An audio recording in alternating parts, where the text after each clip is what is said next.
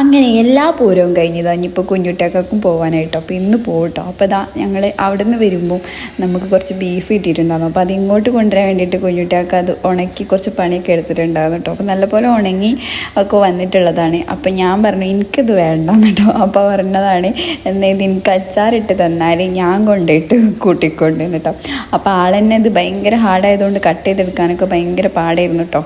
അപ്പോൾ ആളെന്നെ ഫുള്ള് കട്ടാക്കിയൊക്കെ തന്നിട്ടുണ്ട്. അപ്പോൾ ഇനി ഇത് കുറച്ച് സമയം ഒന്ന് സോഫ്റ്റ് ആവാൻ വേണ്ടിയിട്ട് ഞാൻ വെള്ളത്തിലിട്ട് വെച്ചിട്ടുണ്ടായിരുന്നു. പിന്നെ കഴുകിയൊക്കെ എടുത്ത് ജസ്റ്റ് ഉപ്പും മുളകും മഞ്ഞൾപ്പൊടിയൊക്കെ ഇട്ടിട്ട് ഒന്ന് എണ്ണയിലൊന്ന് സ്ലോട്ട് ചെയ്ത് എടുക്കാമെന്ന് വെച്ചിട്ടോ.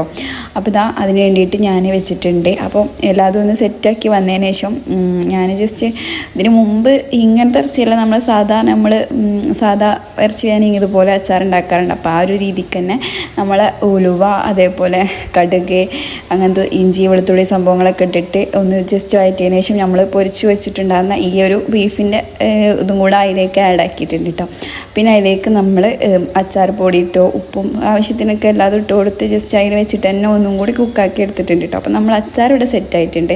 ഇനിയിപ്പോൾ ഇത് കൂട്ടിയിട്ട് എങ്ങനെ ഉണ്ടാവും എല്ലാം എന്തൊക്കെ അറിയാം. പക്ഷേ എനിക്കത് വല്ലാണ്ട് ഇതിൻ്റെ ടേസ്റ്റ് ഇഷ്ടമായി കേട്ടോ. അത് വെയിലൊക്കെ കൊണ്ട് ഉണങ്ങിയതുകൊണ്ടാവാം.